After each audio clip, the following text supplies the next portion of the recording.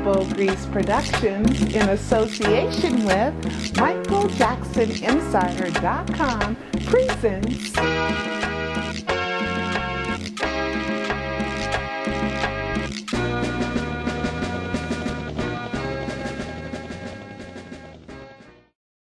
It seems to me, okay, and I am biased because I was a reporter at the 2005 trial, and I actually sat in the courtroom and I actually listened to testimony in 2005 trial, and they just had nothing to prove that Michael molested any kids. You know, they had words coming out of people's mouths, but that was it. You know, and like you said, words are so cheap. You know, you just open up your mouth and you talk. So that's not enough. What is it substantiated with? What corroborates it?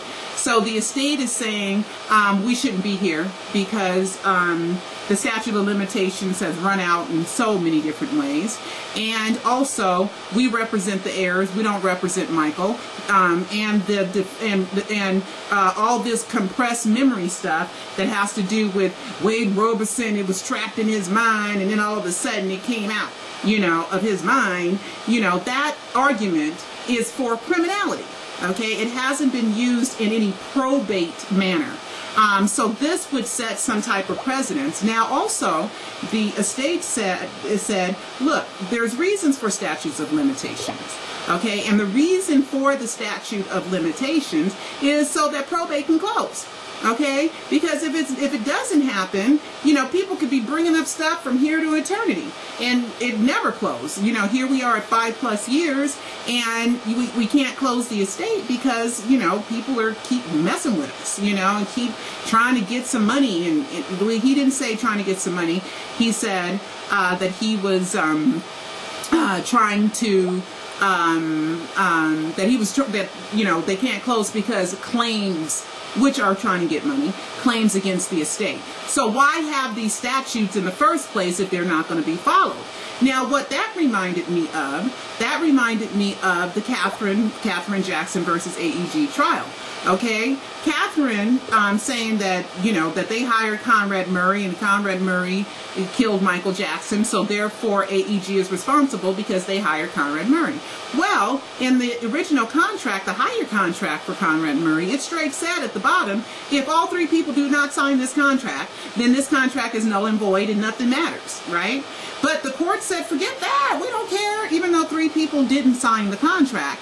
So I'm thinking, you know, when I'm watching these court cases, I'm sitting here thinking, why even have contracts? Why even have laws? Why even have rules? Okay, if all of them are going to be broken and people can just do what they want to do. I mean, with Catherine's trial, it straight said, if all three people don't sign this contract, this means nothing. Okay, and all three people didn't sign it, so that should have just ended it. Okay, because why put something in a contract if it's going to be overlooked? Because somebody wants it to be overlooked.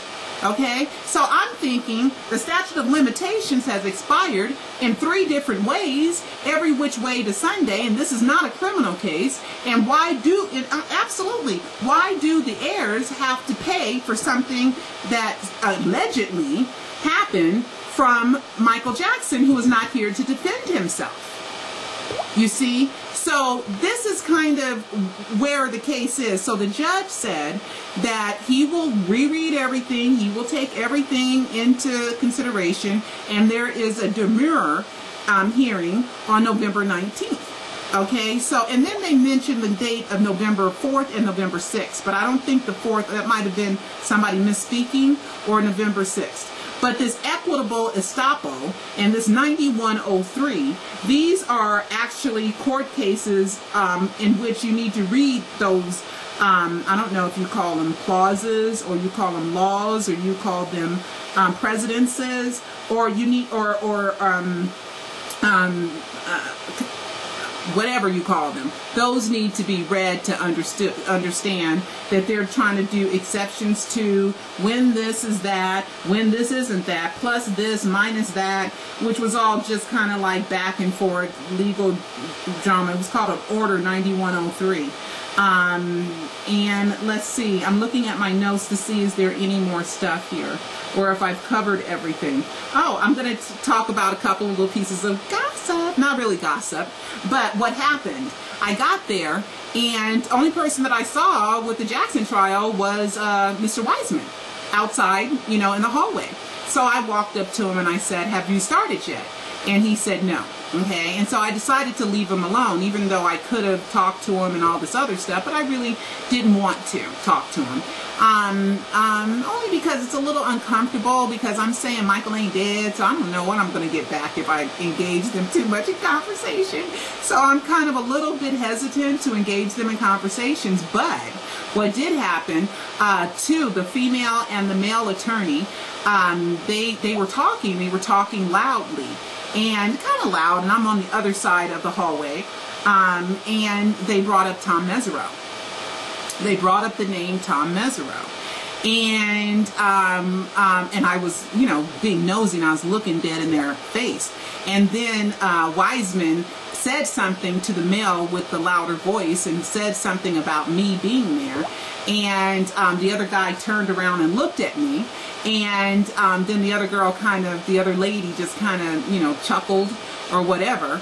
And so that was that. So then they lowered their voices and I really couldn't hear, but they did bring up Mesereau. So everybody who's saying that Mesereau needs to be involved, they can't bring Mesereau in right now, because that is showing that they're worried, or that they're concerned, or that it's about something other than what it's about. Right now, the only thing is do Robinson and Safechuck have a right for the courts to hear them out? That's where it's at. It's not as did Michael do this or didn't Michael do this. We're not even there yet. But I did hear them talk about Tom Mesereau.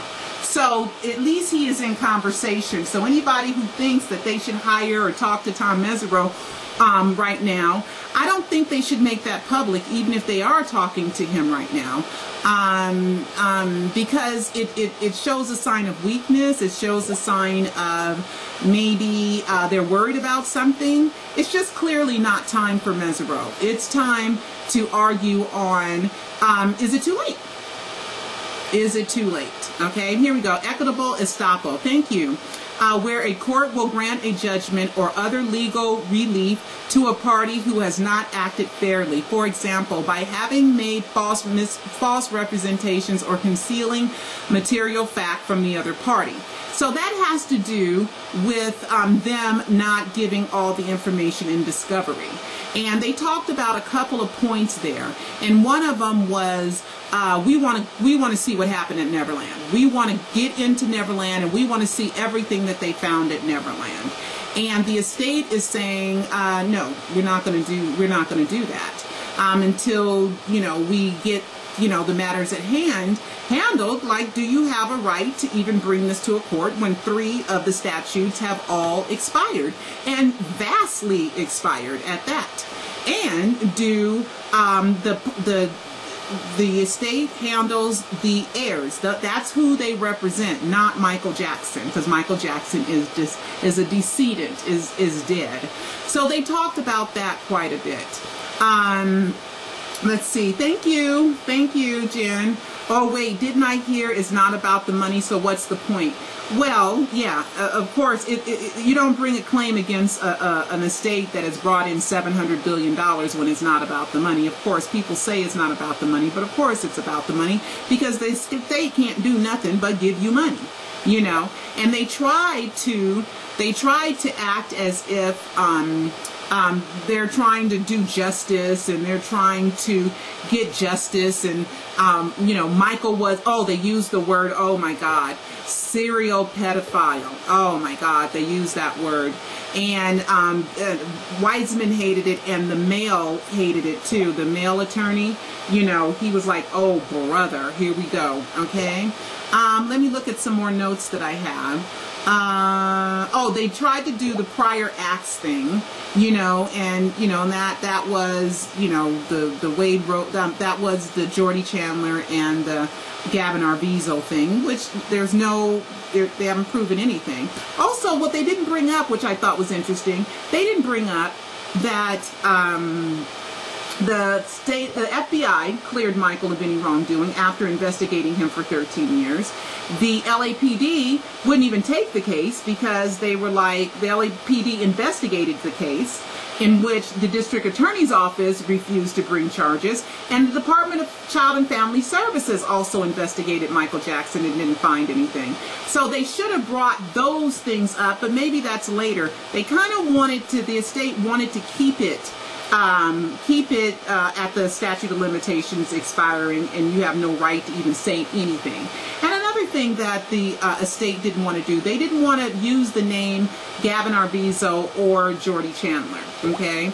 And then when he didn't want to bring up those names, the Gradstein and his two attorneys, which was one female and one male, so they both had two males and a female with them, wanted to bring up, they said, oh, if you don't want to bring up the names are Robson and Safechuck. And he said, that's absolutely not true. That's absolutely not true. So then he described Jordy Chandler, and then he described Santa Barbara, okay, Arvizo. I don't know. He just said he didn't want to bring that stuff up.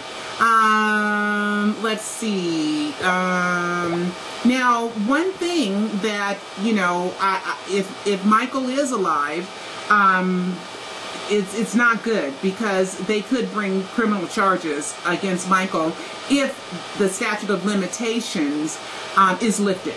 Okay, so and the argument of it was imprisoned in his mind until, you know, 50 million years later, and then now it's out. Okay, so so right now, of course, you can't bring criminal charges against a supposed illegally dead man. And I think that if Michael faked his death, he probably was sick of people suing him and didn't want to be sued anymore. You know, and so one of the ways you don't get sued anymore, you fake your death and you're dead, and so you can't be sued, and they can't jeopardize your freedom and put you in a cage. You know, and Michael might have sat there in 2005 and said, you know, I'm gonna, you know, fake my death, and because I believe he wanted to do it in the year 2000. Because there's plenty of proof. I did a video called "Did Michael Plan to Fake His Death During the Invincible Era?" and I recommend everybody go see that. And I kept saying something happened in 2001 where Michael didn't fake his death. Well, duh. Guess what happened? The 9/11 happened. The Twin Towers got exploded on, and Michael was there in New York at that time, and he just finished his Madison Square Gardens on the 9th and the 10th recording those two shows. And so when 9/11 happened, it's probably scared him, and he did not, said, I'm not faking my death. And that's why we have all those songs on the Invincible album, him looking like a ghost on the Invincible album, and also A Place with No Name.